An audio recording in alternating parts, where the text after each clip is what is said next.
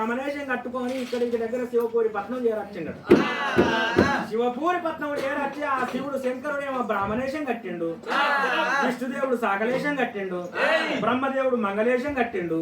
గడగొడుక లగ్గాలలో ఏనాడు ఒక లగ్గాలు అయిపోయినాయి కానీ తెల్లాడితే నాగెళ్ళి అందరికి ఇట్లే కూర్చుంటూ ఉన్నాగానే అప్పుడు కార్తీక రాజు బ్రాహ్మణేశం కట్టుకొని సంగమయ్య దగ్గరికి వచ్చిండట. అయ్యో ఇంతరయ్య పెద్దరాల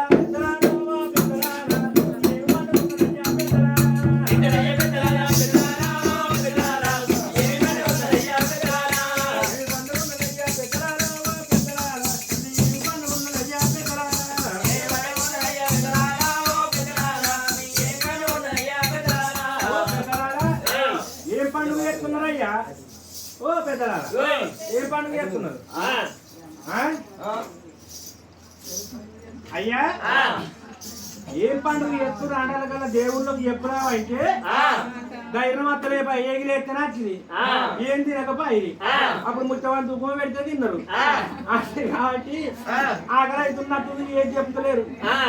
ఏం పండుగ అన్న సప్పులు లేదు ఏది లేదు. ఇప్పుడు అదే ఆ కూరలన్నీ అన్నీ ఆడ ఆయన పెట్టి వచ్చింది తింటురు. కానీ అయ్యా ఆనాడు చెప్తుండు శంకరుడు, అయ్యా ఏ ఊరు ఏ పల్లె ఏ రాజ్యం అంటే దేవాలు దేవనాడు ఒక దేశాలు తిరిగేటి నేను నేను ఒక లవ్ తెలిసిన నేను బ్రాహ్మణయ్య ఉన్నాను.